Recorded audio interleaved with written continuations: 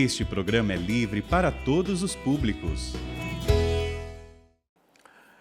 Meus amigos e amigas, muito boa noite para todos. Estamos aqui mais uma vez com a graça de Deus, né?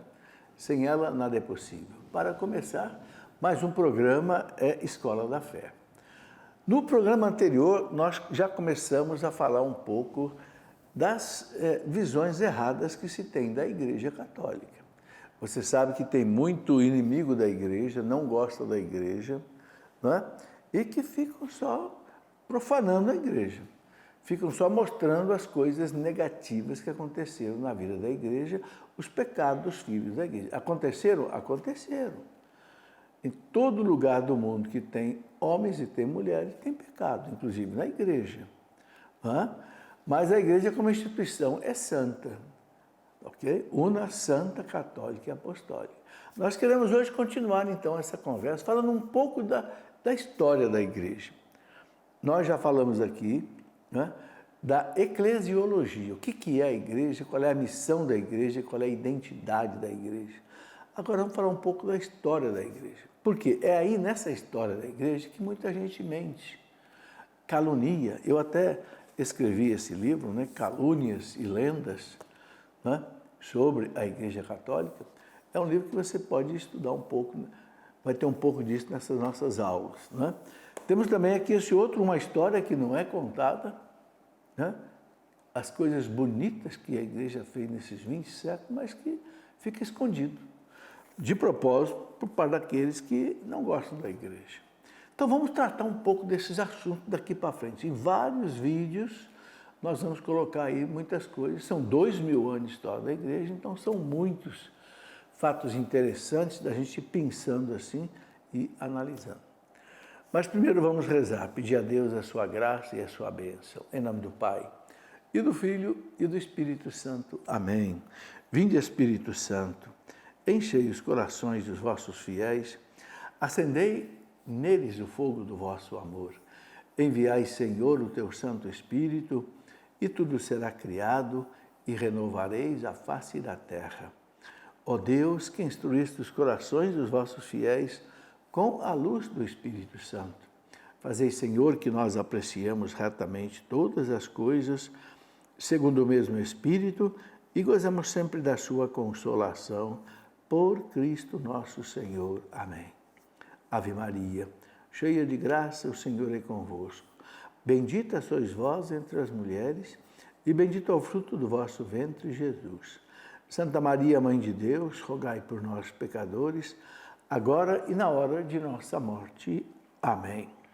Glória ao Pai, ao Filho e ao Espírito Santo, como era no princípio, agora e sempre. Amém. São José, rogai por nós. Em nome do Pai, do Filho e do Espírito Santo. Amém. Muito bem, meus amigos e amigas, já estamos então prontos aqui para a nossa caminhada de hoje. Vamos falar então um pouco de história da Igreja. Um pouco.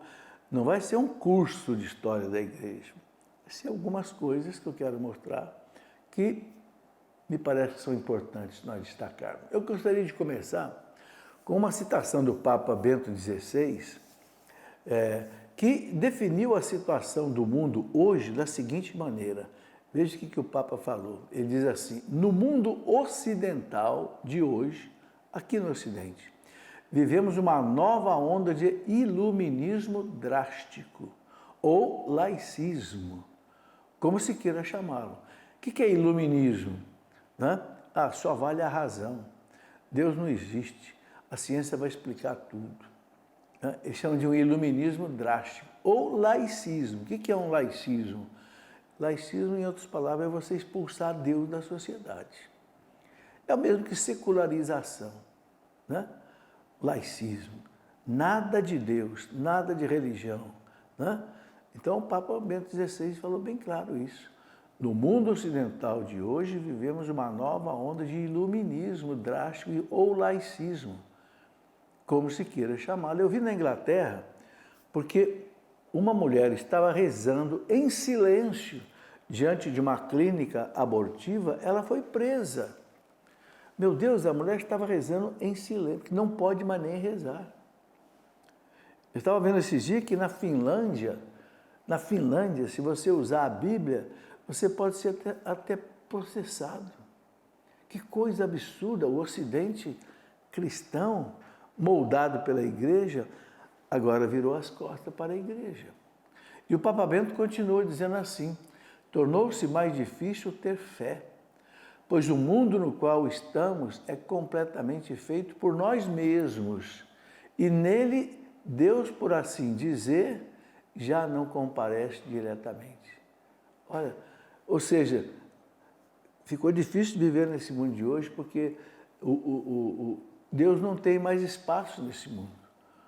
O homem ocupou o mundo no lugar de Deus. E o Papa disse: não se bebe mais diretamente da fonte, mas sim do recipiente em que a água nos é oferecida. Ou seja, nós não bebemos mais de Deus, da fonte de Deus, né? Mas a gente bebe do recipiente e não da fonte. É um alerta muito sério que o Papa faz, né? Ele diz ainda o seguinte: os homens reconstruíram o mundo por si mesmos, sem Deus, e tornou-se mais difícil encontrar Deus neste mundo. Isso ele disse no dia 5 de agosto de 2006. Tornou-se mais difícil encontrar Deus neste mundo. Por quê? Porque o laicismo, o iluminismo, o secularismo está tirando Deus do mundo. Está sendo proibido falar de Deus. Veja que no Natal, por exemplo, agora estão proibindo de fazer presépios em praça pública. Ah, não pode porque ofende quem não acredita. Meus amigos, uma criancinha, que é Deus que vem nos salvar, a quem pode ofender? É muita má vontade, né? Bom, vamos conversar um pouco sobre a idade antiga da igreja. O que é a idade antiga da igreja? A idade que vai do nascimento de Cristo até a queda do Império Romano, na mão dos bárbaros, que aconteceu no ano 476. Então, houve a expansão do cristianismo, né? Logo que o Cristo subiu ao céu, na sua ascensão, houve a perseguição dos judeus, né? E eles mataram Santo Estevão, mataram São Tiago Maior, foi uma perseguição tremenda, os cristãos tiveram que se espalhar, né? Para o norte da África, para a Síria, para Antioquia e outros lugares, né? E depois nós tivemos a perseguição dos romanos. Você sabe que a perseguição dos romanos começou com Nero, no ano 64, mais ou menos.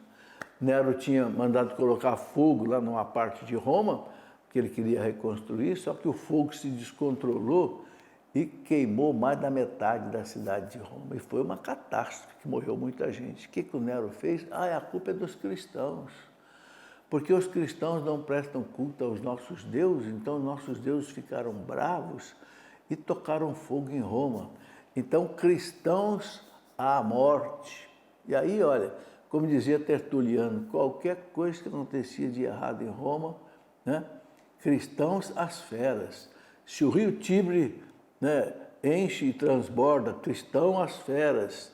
Se o exército romano perde uma batalha lá, cristão às feras. Se a agricultura não produziu bem, cristãos às feras, porque os cristãos são culpados, porque os nossos deuses estão bravos, porque eles não prestam culto aos deuses. Bom, e assim, meus irmãos, do ano 67, 64 até 313, ou seja, 250 anos, foi aquele massacre de cristãos. Até que no ano 313, o imperador Constantino, filho de Santa Helena, a imperatriz já tinha se convertido, não é? Constantino se converteu. E se converteu naquela passagem maravilhosa. Ele era pagão. Ele era o imperador, mas ele era pagão. Mas certamente a sua mãe falava de Cristo para ele, né? E as mulheres foram importantíssimas na conversão de muitos reis. Constantino, o primeiro rei franco que se converteu, Clovis, porque a esposa Clotilde falava dele. A esposa de um rei inglês, Berta, falava dele. As mulheres foram importantíssimas, porque a mulher é tocada por Deus primeiro do que o homem. Bom, então no ano 313, o Constantino baixou o decreto chamado de Milão, né, proibindo a perseguição dos cristãos. Por quê? Porque ele, antes de se tornar imperador, aí por volta do ano 308, mais ou menos, ele teve a última batalha contra um inimigo, que era um outro general, que queria também ser imperador, né? Chamava-se Maxêncio. E eles travaram uma batalha, os dois exércitos, ali na Ponte Milvia, em Roma. Só que Constantino ele teve uma visão. A visão foi essa.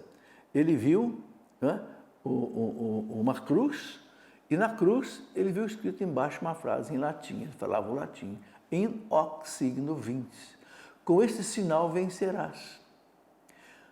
A mãe já falava de Jesus para ele, do cristianismo. Né? E aí então ele mandou pintar a cruz nos escudos dos soldados e prometeu para Jesus que se ele vencesse a batalha e se tornasse imperador, ele ia se tornar cristão. E de fato se tornou e proibiu a perseguição aos cristãos no ano 313. Bom, mais tarde, um outro imperador chamado Teodósio o Grande, católico, né, ele no ano 390, mais ou menos, ele baixou um decreto, né, na verdade, dia 27 de fevereiro de 380, um edito de Tessalônica em que ele instituiu o cristianismo como a religião oficial do Império Romano. Né? Daniel Rupesmal, historiador da igreja, diz que então a espada romana se curvou diante da cruz de Cristo. Olha que coisa impressionante. Depois de 250 anos de perseguição, o império se tornou cristão. Gente, isso é uma coisa maravilhosa. Foi o império maior que o mundo já conheceu. Tomava toda a volta do mar Mediterrâneo. Né? Então, esse império se tornou cristão. Né? Então, aí você tem as bases do cristianismo. E depois a igreja teve que enfrentar muitas heresias. O demônio sentiu que não conseguia destruir a igreja de fora para dentro, porque a fé dos cristãos venciam até a morte. Então o demônio começou a querer destruir a igreja por dentro. Então vieram as heresias.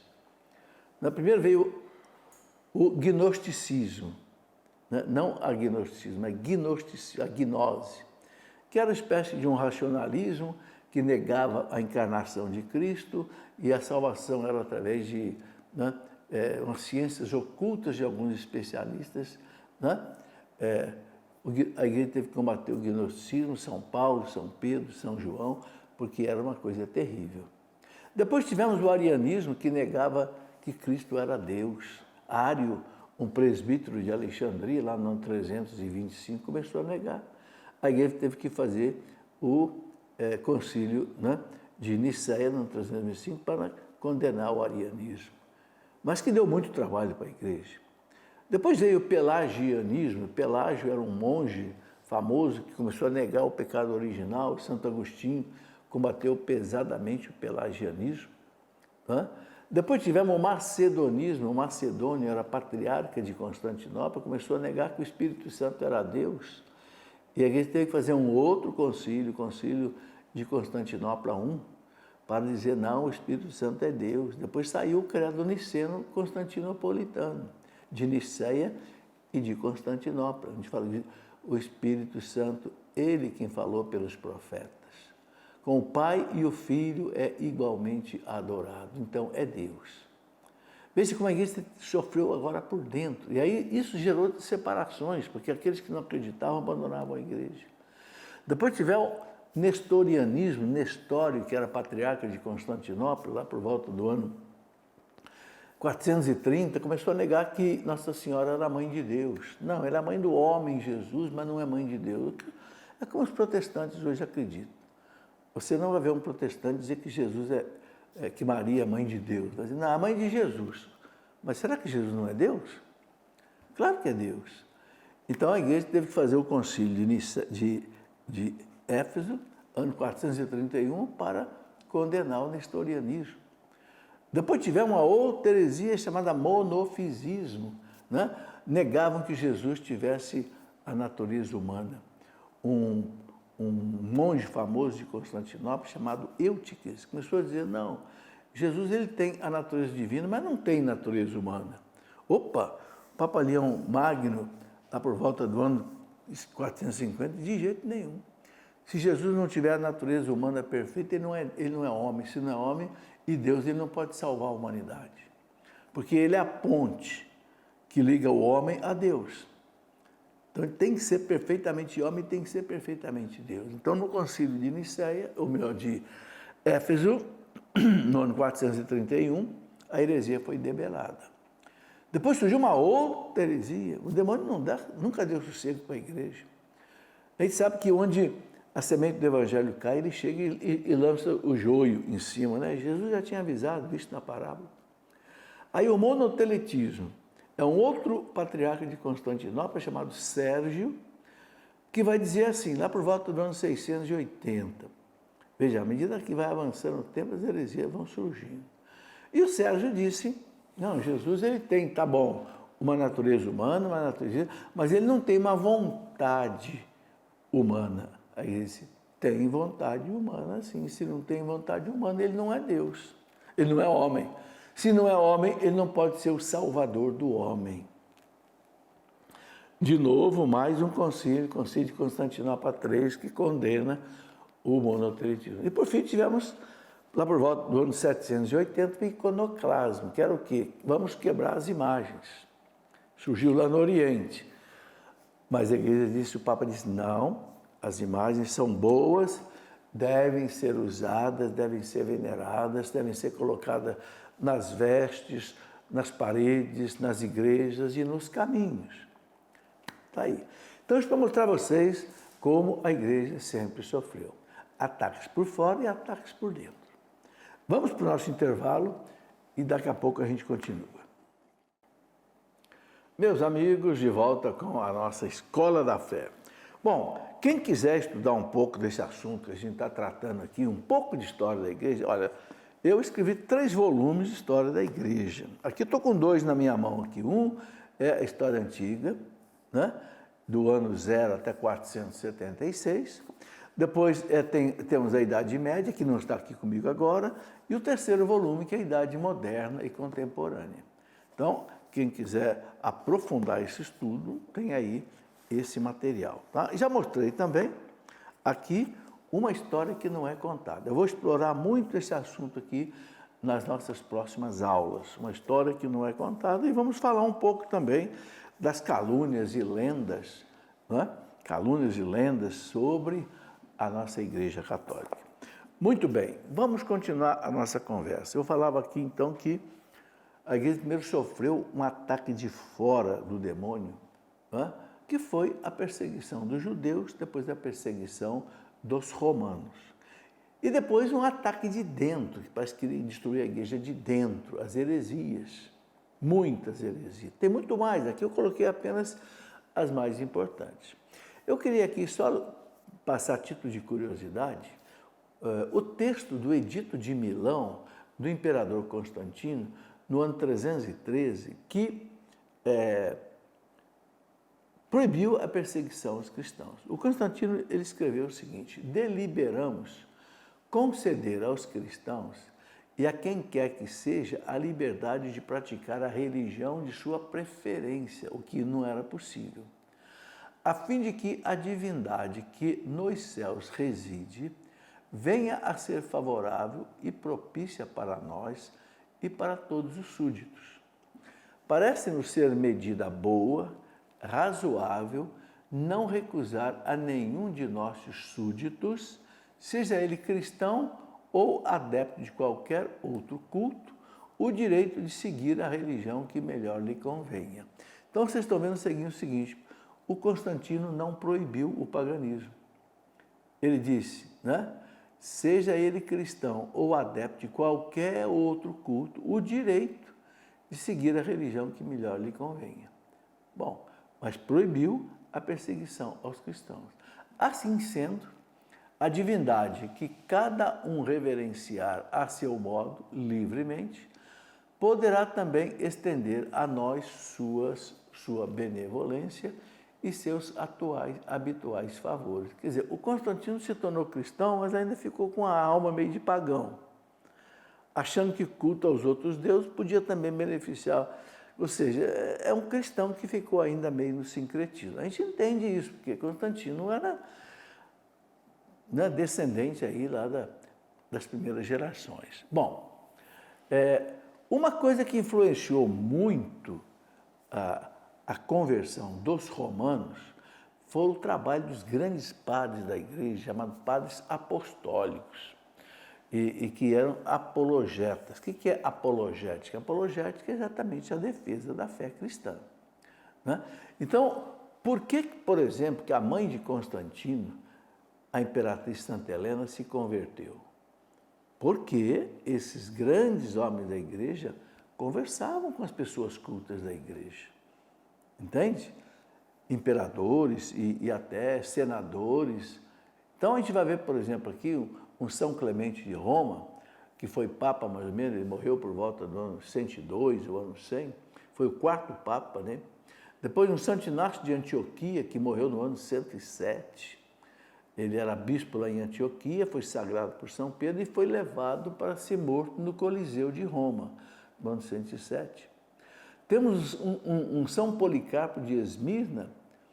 Esmirna é uma cidade lá na Turquia de hoje, que morreu no ano 156, e São Policarpo, ele foi discípulo de São João Evangelista.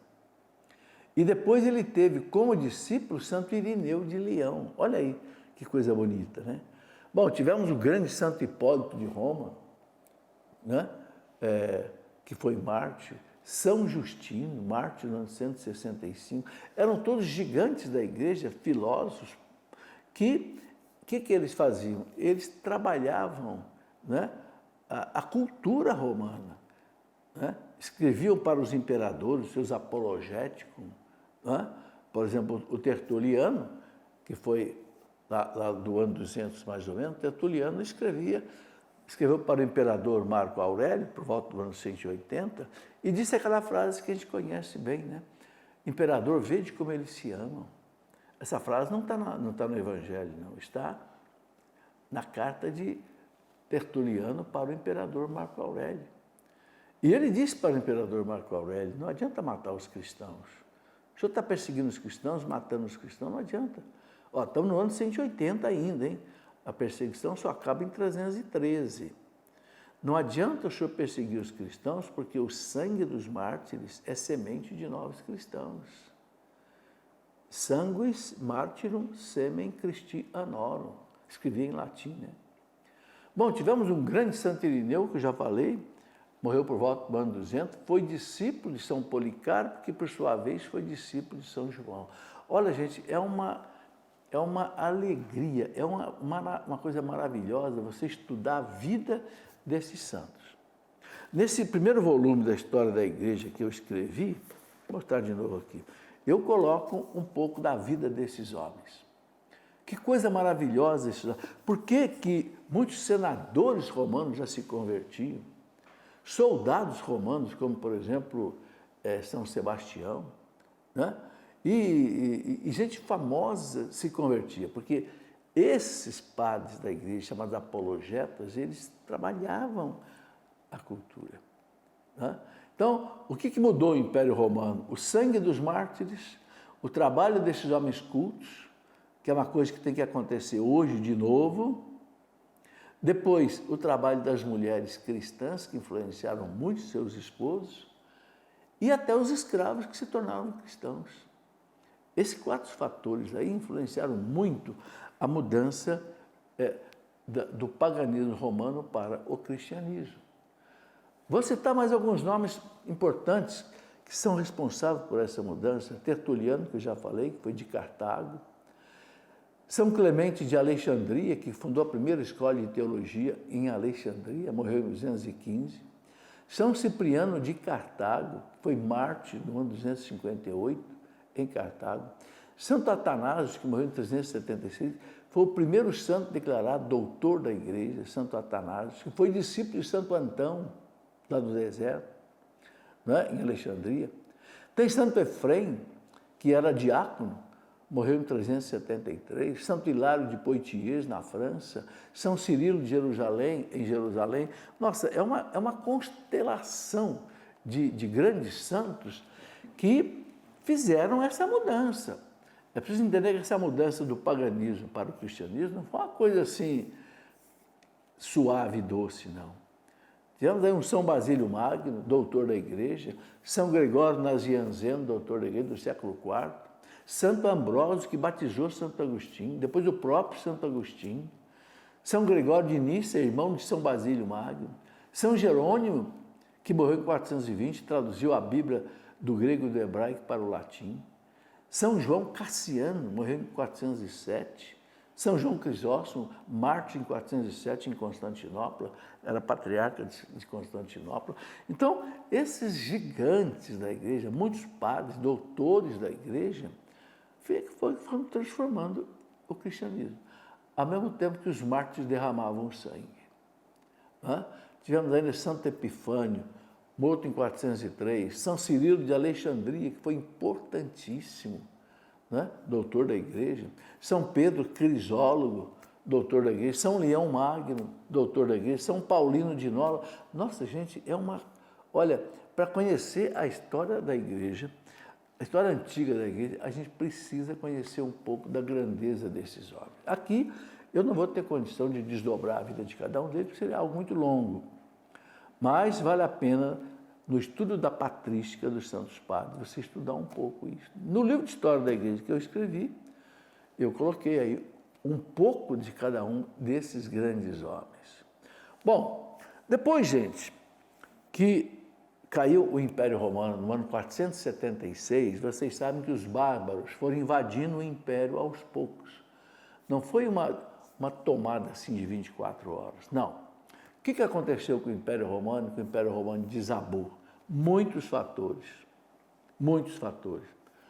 Controle da natalidade drástico através do divórcio e do infanticídio. Uma criança que nascia doente era sacrificada. Isso tanto no mundo dos gregos quanto no mundo dos romanos. Segundo, inflação alta que começou a subir no Império Romano. Por quê? Porque o Império, enquanto ele dominava novos povos, ele trazia as riquezas desse povo para Roma, trazia o povo escravo para Roma, então Roma tinha uma abundância de mão de obra e de recursos.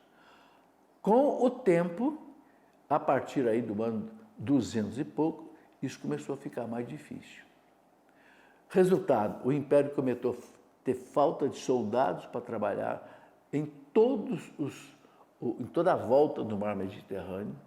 Porque percebam o seguinte, você lembra que lá na Galileia, nós tínhamos um centurião em Cafarnaum, tinha centurião em Jerusalém. E outros, o que era um centurião?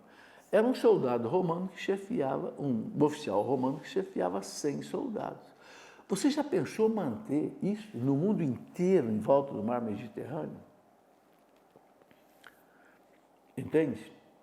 Era um custo violento. O que começou a acontecer? Começou a faltar dinheiro, começou a faltar soldados. Então o Império Romano começou a contratar bárbaros. Quem que eram esses bárbaros? Eram que estavam fora do Império. Estavam na Alemanha de hoje, a Germânia, que não pertencia ainda ao Império Romano. Começaram a contratar esses bárbaros como mercantis, né?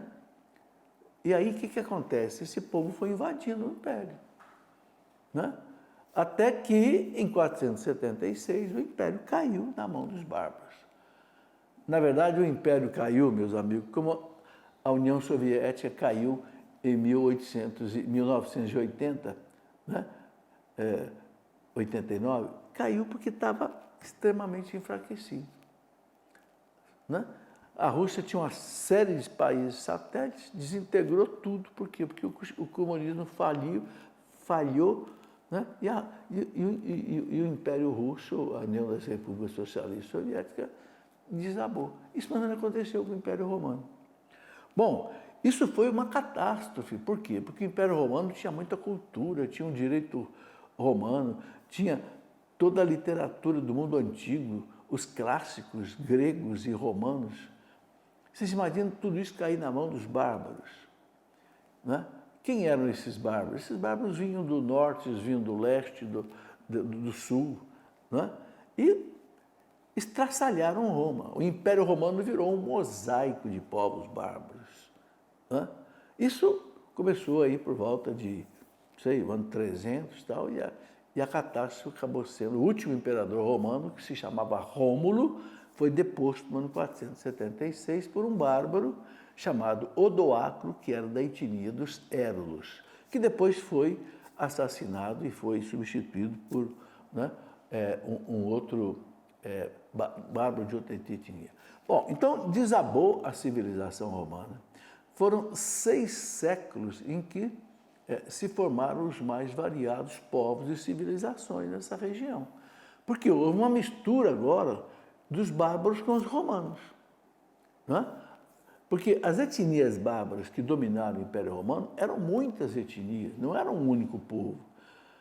Não é? Você tinha vindo lá especialmente da Germânia, da Alemanha de hoje, que não pertencia ao Império Romano ainda, vinha lá os godos, ostrogodos, visigodos, alamanos, suevos, burgúndios, celtas, tinha lá os anglo-saxões, né? Do sul da África vinham, né, os chamados berberes.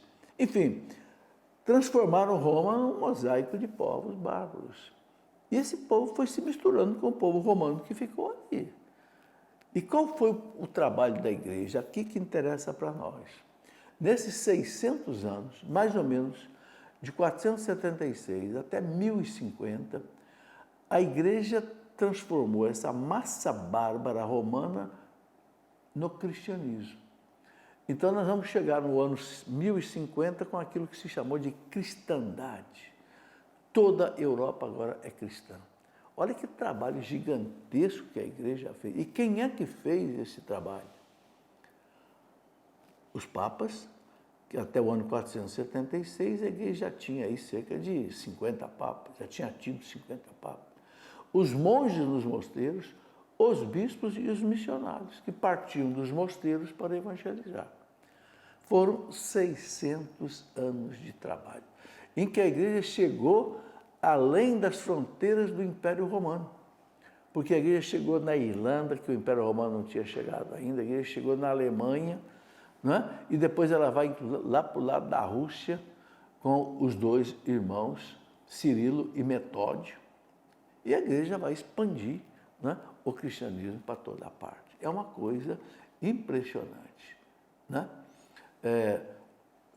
A gente, então, sabe que foram esses 6 séculos em que se formaram os mais variados povos e civilizações, uma verdadeira encruzilhada da história, na qual a igreja começou a desempenhar o papel de guia moral e espiritual. Quem diz isso é Daniel Ruppes, o grande historiador da igreja.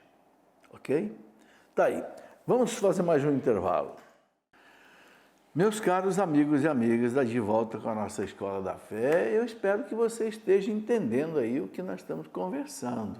Né? Um pouco de história da igreja. É muito importante nós conhecermos isso, para que a gente não seja enganado, principalmente na universidade, pela mídia, entende? Que coloca muita coisa errada contra a igreja. Eu tenho falado a vocês de um grande historiador da igreja, chamado Daniel Ruppes, que escreveu a história da igreja em 10 volumes. Ele era católico, não é? Mas ele escreve com muita honestidade. O que tem de mostrar de errado, ele mostra, não fica passando pano, não. E ele fez um trabalho tão fantástico, ele morreu mais ou menos em 1950, e ele ganhou o prêmio da Academia Francesa de Letras, e depois se tornou membro da Academia. Aqui está, por exemplo, o primeiro volume da obra dele, olha o tamanho que é, uma letra pequena, na faixa aí de 600 páginas, aqui sobre a Igreja dos Apóstolos e dos Mártires. Eu recomendo essa coleção, são 10 volumes. Quem publica hoje no Brasil é a editora Quadrante. Né? Um segundo volume, depois, esse aqui é a Igreja dos Tempos Bárbaros. Isso que a gente está conversando um pouco aqui. É o segundo volume. Depois eu vou lá para o final da coleção dele, que são os últimos volumes, só para vocês terem uma ideia da coleção. Olha aqui, a Igreja das Revoluções. Esse aqui já é o 10º volume. Olha o tamanhinho. E letra pequena, viu? Não é letra grande, não. Depois temos aqui um outro volume, A Igreja das Revoluções, volume 2. Já é a Idade Moderna. Eu estou mostrando isso porque esse é o melhor material que nós temos em português sobre a história da igreja. Eu não tenho dúvida disso. São 10 volumes, quem quiser realmente aprender a história da igreja. Eu, baseado nesses 10 volumes e baseado em muitos outros livros, eu escrevi 3 volumes, que já mostrei para vocês, a maneira de fazer uma coisa um pouco mais simples para quem queira estudar com menos tempo. Bom, então eu quero só retomar nossa aula aqui, lembrando aquilo que o Daniel Rupp disse na última citação que eu coloquei aqui. Tá? Mas antes eu queria dizer a você o seguinte, você sabe que a Canção Nova precisa da sua ajuda para evangelizar. Senão você não pode receber nem esse programa que eu estou fazendo aqui. Não é? As missas, as pregações, os eventos. Ajude, meus amigos. Amor se paga com amor. Paulo VI, quem ajuda a evangelização tem os mesmos méritos do evangelizador.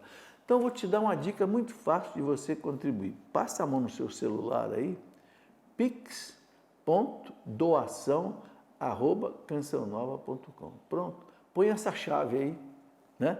Põe essa chave aí do Pix, pix.doação@cançãonova.com.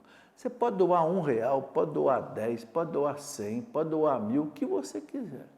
Você não paga a taxa e a Canção Nova não paga a taxa para responder. Gente, e assim a evangelização vai se espalhando cada vez mais. Muito bem, vamos em frente. Né? Eu estava colocando uma citação aqui do Daniel Rupp, em que ele fala que foram 6 séculos em que se formaram os mais variados povos e civilizações na Europa, uma verdadeira encruzilhada da Europa. Por que encruzilhada? Porque juntou ali romanos com bárbaros, na qual a igreja começou a desempenhar o papel de guia moral e espiritual. Daniel Rupp.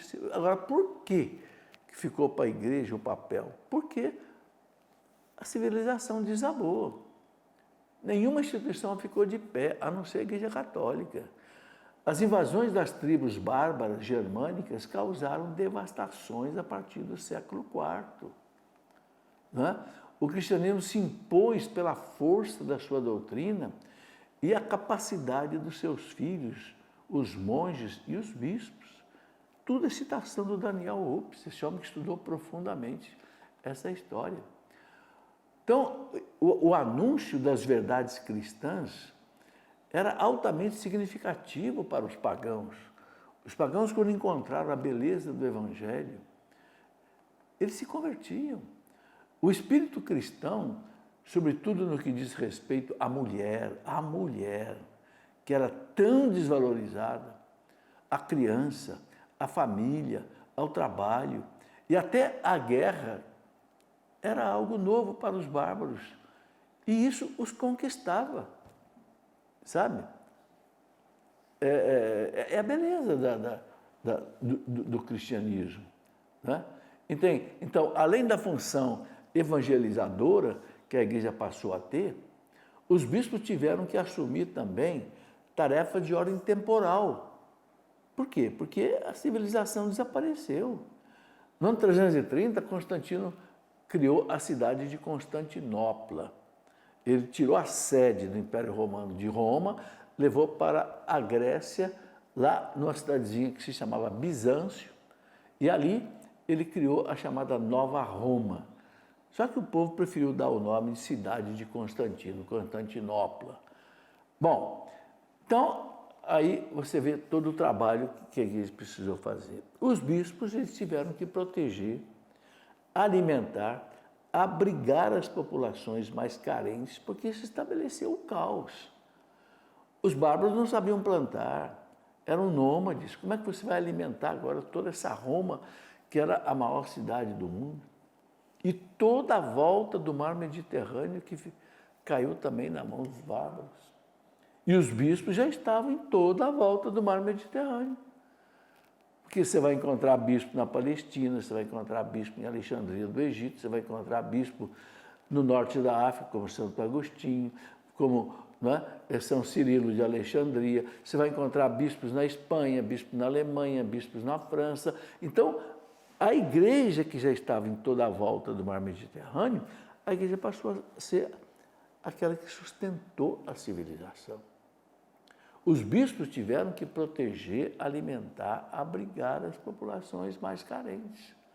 Por exemplo, São Leão Magno, que foi Papa da Igreja de 440 até 461, ele, por exemplo, foi quem foi ao encontro de Átila, rei dos Hunos, nas proximidades de Mântua, ali em Roma, no ano 456, quando Átila veio para destruir Roma, saquear Roma.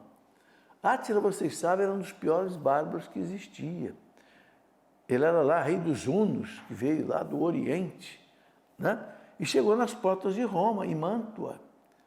O imperador romano, que não tinha caído ainda, o imperador deu pé, saiu de Roma, foi para Ravenna, lá no norte da Itália. Quem é que foi enfrentar Átila, rei dos Hunos, para não entrar em Roma com seus soldados? Foi. E eu já expliquei aqui como é que o São Leão Magno foi. Ele foi com um grupo de eclesiásticos, carregando o quê? O ostensório com o Santíssimo. E ali, meus amigos, o Átila retirou-se. Numa conversa que Leão Magno teve com Átila, ali, no rio, no meio do rio, Átila fez meia volta e foi embora.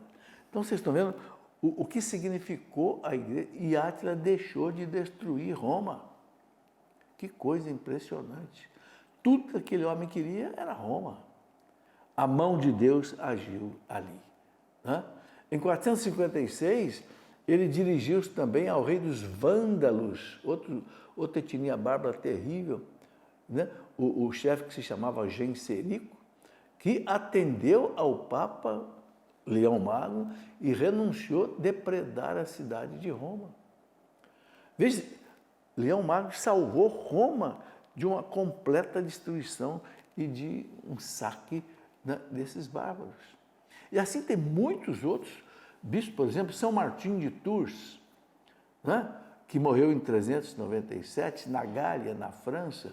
Ele tornou-se monge e ele introduziu o monarquismo na França. E ele mandou ordenar como presbíteros os seus monges. Então, são mestres de espiritualidade que se dedicaram intensamente à evangelização das zonas rurais, onde o apego aos costumes próprios resistia à penetração do Evangelho. Então, esses monges iam penetrando em todos os interiores e evangelizando. É por isso que nós vamos ter, depois de 600 anos, uma Europa transformada numa cristandade. Então, a igreja salvou a civilização dessa tempestade bárbara, assegurou a união dos habitantes do Império Romano, fez aí essa união. Na falta de um governo forte no Ocidente, a igreja teve que atuar. Daí, foi possível começar, então, a entender por que a igreja liderou o Ocidente por tanto tempo. E é por isso que a igreja é a mentora da Idade Média, que vai desse tempo da queda do Império Romano, 476, até a queda de Constantinopla, em 1453. Então, a igreja moldou essa civilização. Então, as pessoas que não gostam da igreja, querem atacar a igreja, atacam também a Idade Média. A Idade Média foi uma época de trevas, em que a igreja só fez bobagem, tudo mentira. E eu vou mostrar aqui, em programas sucessivos, o que foi a Idade Média, a beleza da Idade Média, entende? Porque uma calúnia terrível que existe hoje e que está sendo desmentida por historiadores atuais, sobretudo nos Estados Unidos, como o Dr. Thomas Woods, né? Uma calúnia é que a Idade Média foi uma época de trevas, uma época de obscurantismo, que a igreja sufocou a ciência. Tudo mentira. Eu vou gastar aqui pelo menos uns 10 programas para clarear essas coisas para vocês verem quanto de mentira existe nessas coisas. E é por isso que eu sugiro que leiam esse livro, né? É uma história que não é contada, porque daqui a gente vai tirar muita coisa que nós vamos tratar aqui nessas nossas aulas, ok? Então, meus amigos, a Igreja Católica ficou com a responsabilidade de ser a defensora da cidade. A cultura e a civilização estavam ligados a este mundo e coube à Igreja o difícil e sábio papel de conservar o que era necessário, né? Salvar e construir uma nova civilização, né? Então, Daniel Hope sintetiza tudo dizendo para nós o seguinte: a santidade salvou a Igreja e a Igreja salvou o Ocidente. Olha que beleza! A santidade salvou a Igreja e a Igreja salvou o Ocidente. E hoje tem que acontecer isso de novo. Nesse mundo caótico que nós vivemos, quem é que vai salvar o mundo? Tem que ser a Igreja, mas uma Igreja que viva a santidade, né? Daniel Hope fala, foi a Igreja, e unicamente a Igreja quem preservou as possibilidades de luz. Graças à Igreja, nem tudo afundou. Amém. É isso que eu queria colocar nessa aula de hoje. Vamos pedir a bênção de algum sacerdote ou algum diácono que nos acompanhe. Em nome do Pai, do Filho e do Espírito Santo. Amém.